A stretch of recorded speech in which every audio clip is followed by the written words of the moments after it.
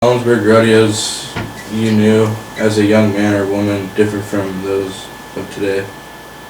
Is there anything you missed, anything you were glad has ended? I think I already answered that question. I didn't hear him all, I didn't. You didn't, huh?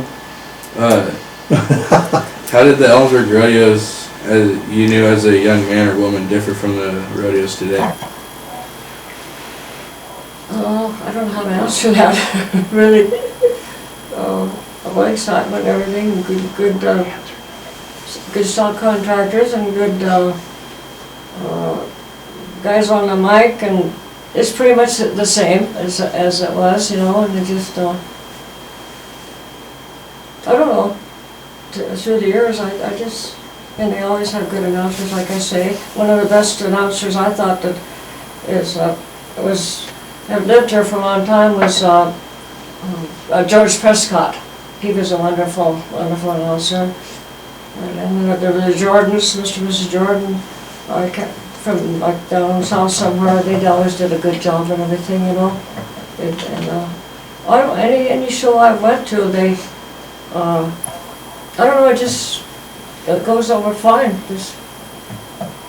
And then, what was the name of the young rider that was Casey Tibbs, yeah.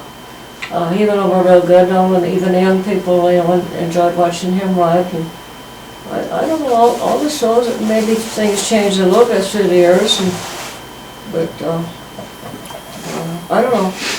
Yeah, all about the same, different people, but it's fun to watch. What has changed the most over the years is what it takes to put on a rodeo anymore.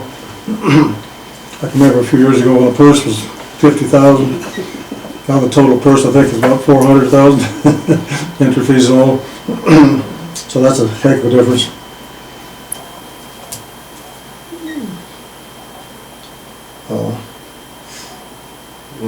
Like I said, they're younger, more educated cowboys now. They've all been through college and college rodeo, high school rodeo. So they're more well prepared when they hit the trail, so we get the best up here. I do think that's wonderful, for having so many young people that are taking part, you know, when they were younger and then going to college, and I think it's just great for it's just a good thing. I mean, everybody has to have a horse these days, and everybody has to rodeo, and it's just so many young people are taking a more active part than they did in our day. Really, just really going for it. Well, it's a wonderful sport. What famous individuals do you remember as you reflect back on the earlier rodeos? Well, of course, Casey Tibbs was one of the great ones, and all the kids went for that, you know. And offhand, I can't. There was a lot I know. One of the most famous from Ellensburg, I guess, was a lady by the name of Bernice Dawsey. Yeah, Bernice Dawsey. She was her maiden name was Blair, and she was one of the greatest trick riders that ever rode, and she was born in Ellensburg. I remember Gene Rambo. He was probably the best all-around cowboy that I ever knew. He worked both ends of the arena, worked every event. Who was that, Buck? Gene Rambo. Some of the other great cowboys we had were Jim Shoulders, Dean Oliver, Casey Tibbs, Donnie Gay. Yeah.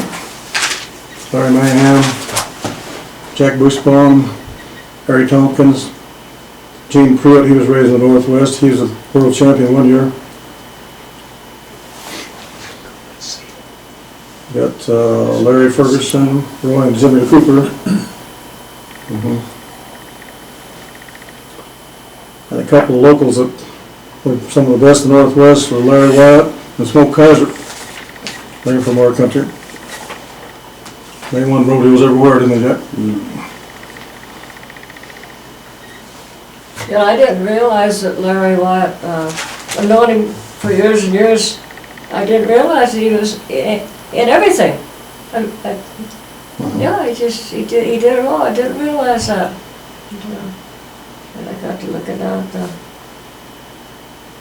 go through, look at some of them, at the pictures and stuff, and I thought, my golly.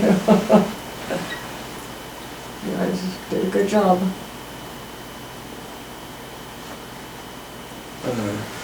What specific regional competitors, contract performers, participants, volunteers do you remember best? What now? What specific regional, like Pacific Northwest competitors, contract performers, participants, volunteers do you remember best? I want to send a question to you. You asked the question.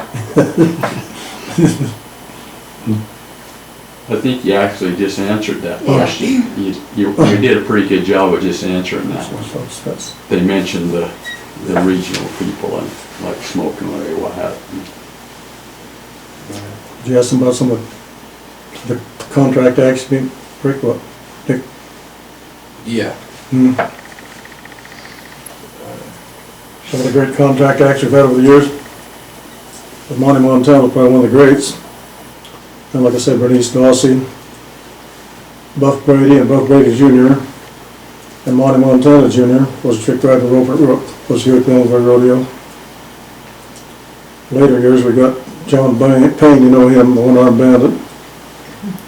He's the most famous one we've had for a while, I guess. I like the one. Yeah. Some of our contract bullfighters, the Robin Smiths and Miles Hare were here quite a few years. Boyd Ketchum. One of the first ones I remember when I was a kid was Slim Pickens.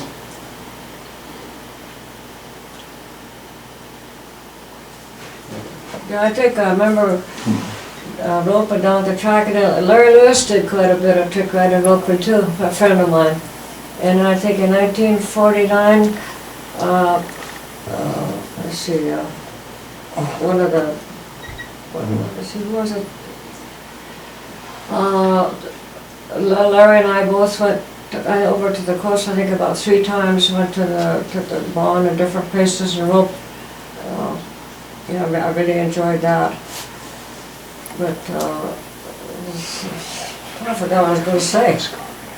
But anyway, Larry was probably one of the best trick riders and ropers that's ever worked the show. And he actually still is in, right now he's in Colorado, but he was, up until just a few years ago, he was still trick riding and roping and all, but I think he quit the trick riding, so he's been doing some Roman riding lately on 3 horses, and then also some trick roping, but the Roman riding, he always sends me a picture every year about Christmas time of him. Like his dad told me once, he says, you know, I think you and Larry should get married. And I said, well, gosh, he's about 5 years younger than me. He said, no, that's okay, that's okay.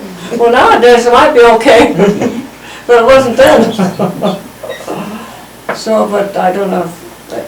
Anyway, he worked this show here for quite a while. I think he's one of the best trick riders there ever was, just and such a wonderful trick roper. So There's something.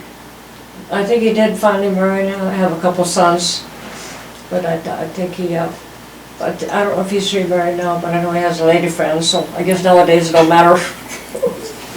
But I hear from him quite often, he's just a nice guy, did a good job. And then another Ellensburg a girl, Dorothy Looney, she used to trick ride, and she was in my grade in school, and she did a good job.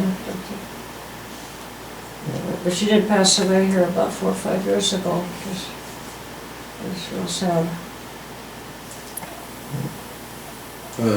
Can you recall some good memories, like event incidents from the past days of Ellensburg Rodeo, and some not so good memories? Yeah, I had some good memories when I roped good. When I didn't rope good, I had bad memories. Yeah. I had a lot of good memories during my years in the rodeo board, I'll tell you. Yeah. Lots of fun. Lots of hard work at times, but it was fun anyway. Always had something to do with the rodeo.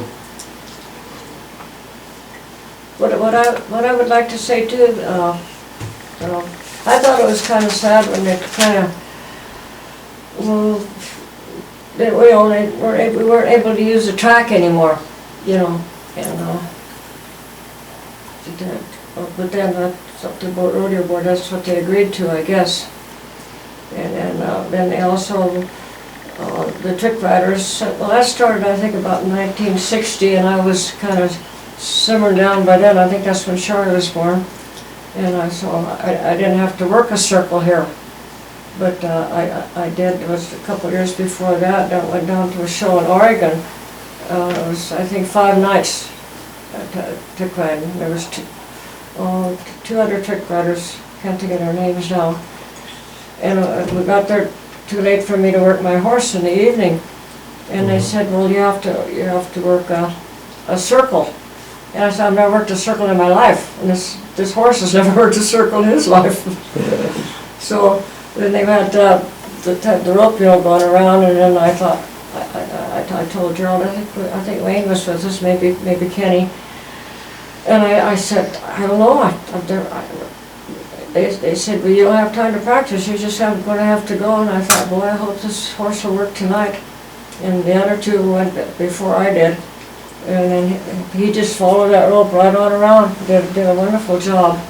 But then, like when I did a drag, when my head isn't too far from the ground, and then as he made that turn there, my hands, I know, touched the ground. But anyway, it never bothered me much before that to trick ride. It was so much fun to just fly down the track, you know, and didn't have to worry. But a circle like that, I thought, oh God, what am I going to do? So with 5 nights of that, you know, and but I got through it okay. And but anyway, in 5 nights, I lost 5 pounds. That's an experience I'll never forget. But I did not like it when they started having trick riders go in a circle like that. It's too dangerous and it's too much work. It's too hard on you. And then when Ellensburg did that, I noticed Oscar Berger, you know, when he trick rode. He was real good. He did a really good job, but that guy worked so hard. You know, and you have to go so slow. I mean, there's no excitement to it. If you can fly down the track, well, you know, it's just so exciting to see. So that's one thing I did not approve of. And you don't find that many trick riders today either.